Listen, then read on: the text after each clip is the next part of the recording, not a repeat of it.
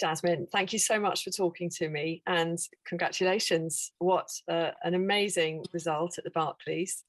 How are you feeling and how are you healing, judging by the photos I've seen of those scratches?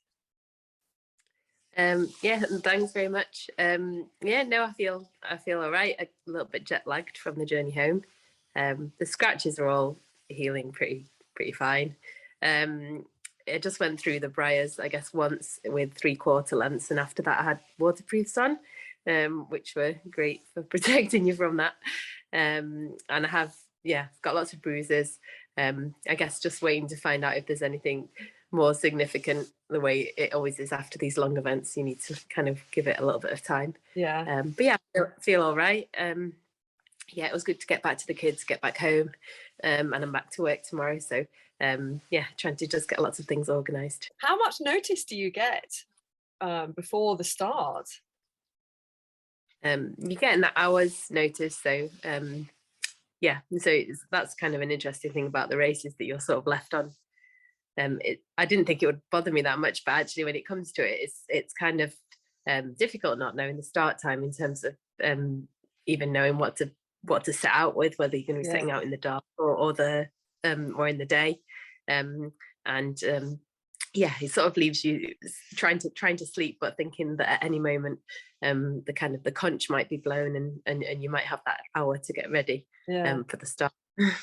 Oh. Obviously, your result is getting the fun run is fantastic, not only for the ladies but for anyone from the UK.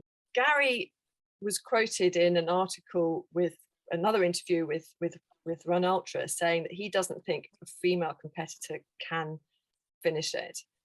What are your thoughts on that, and do you think it can be done? In terms of what what Gary said, what Laz said about a lady not finishing it, I'm pretty sure that he said it because he wants to kind of get the ladies riled up and wanting to do it. I think he would be really delighted, like genuinely. I think he'd be the most happy person if a lady did finish it. So I think he just knows that it's going to require, whoever's going to do it, it's going to need to be really determined and really focused. And I think from that point of view, they're not going to be the sort of person that's going to be turned away by the fact that Laz said that. So I think he knows that if it's going to be somebody with enough fighting spirit to finish the thing, then they're going to, if anything, that's just going to be a kind of a rag to the bull for that sort of person. I mean, it's hard for anyone to finish. Obviously, John was the last finisher 5 years ago. I mean, it takes something, whoever you are, doesn't it? Yeah, no, and obviously, I think there's a number of factors that will play into it. Obviously, for example, John Kelly is fantastic athlete, but I think it also requires the right weather, or at least the weather can certainly, I think, end any attempt. When we were leaving, it snowed, so I can't imagine what it would be like doing the whole thing in snow. I think that might become impossible, depending on how much there was, for example. And then it's a combination of things. It's the weather, it's your physical fitness, it's the navigation, it's the sleep, because obviously if you're running for 60 hours and you're sort of close to time limits, then you're not really going to sleep. So it's a combination of all of those things. So I think a little bit of it is obviously always going to be luck as well. So and that's part of what I guess makes it. I think that the challenge often requires you to go back multiple times before you can kind of achieve it. So it needs to be a bit of an obsession, probably, for most of those that actually do end up finishing. I mean, the terrain sounds like one of the biggest factor. What is it like in comparison to anything in the UK? Well, I think one of the things is obviously it's forest. It's kind of like a forest version of steep hills in the UK. The mountains aren't high. You can tell that. You just need to look at a map of the state park to know that. In terms of, you're not running at altitude the way that you would be if you were running races in the Alps, for example. But so it's very much like the UK in terms of the actual distance that you're climbing up and down. they're steep hills, and then they're wooded. So that's kind of most of the running we do in the UK isn't sort of as forested as that. And that makes navigation harder because you can't kind of see the lie of the land just looking around you. You get views occasionally, but not that often. And it also means that you're sort of, it's just a sort of slightly more focused experience on the moment where you are. You don't have these big views and kind of landmarks in the distance to help you kind of navigate. And the books, I mean, how are they marked on the map where the books are, or how easy are they to find? Well, I guess, you get information about how to find the books before the start of the race. So I'd say that once you're in the area, then it's not like you have to kind of dig them out from somewhere. Okay. But you have to be in the right place. In the right place. Okay, is that part of the secret then, how it's all laid out? Yeah, I'm not going to talk. No, like, I don't want any details aren't available online about the course, because it's not really a thing. Fair enough. What sort of made you think about even doing it? What made you think of it? I guess I'd sort of known about it for a while, and then after the Spine race, lots of people started to ask me whether it's a race I would do, and it took a while for me to kind of want to do it. I guess it kind of grew on me slowly for a couple of years, the idea, and I think I just had to wait for that moment when I really wanted to do it, because it's not the sort of race you can do without being fully committed to it. And then at some point, I think last summer, basically, I suddenly was like, I'm excited about it now.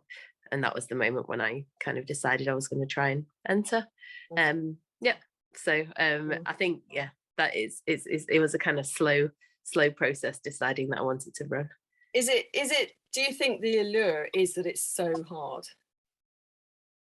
Is it the challenge? I think, well, for me, it's the challenge of doing something where you don't know if you can finish, and the likelihood is that you won't finish. Because if you're kind of doing an event like that, then you need an event like that to really test yourself.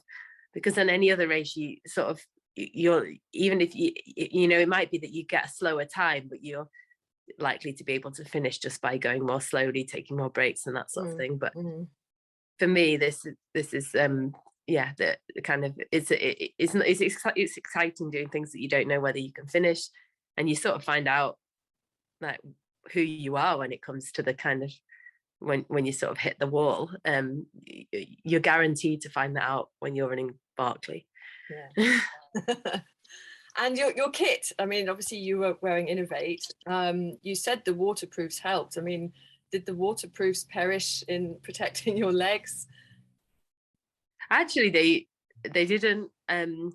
I haven't really inspected my kit kind of closely. I was sort of imagining they must be getting some little kind of tears in them, but because the briars are, they do kind of grab you. But at the same time, so I think they were pretty helpful having kind of the full waterproofs on, but obviously you couldn't do that in the daytime, you'd be too hot. So I think next time I might make more of an effort to work out a long sock combination, right, for going through the worst of the briars during the daytime. And last but not least, has this whetted your appetite? Is Jasmin Paris going to be the one to go back and finish the Barkleys? I'm not going to say no, but I'm not going to commit either way. I certainly think a lady can finish Barkley, so I'm excited for a lady to do that. You said you got your inspiration from Bev Anderson-Abbs, and she's done it twice, which is incredible. Fantastic, yeah.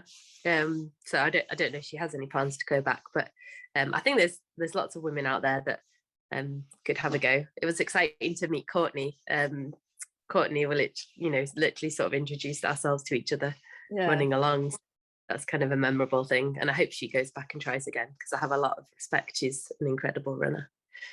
Lots of inspirational ladies. Yeah, exactly. Thank you so much for your time, Jasmine. I really appreciate it. You're welcome.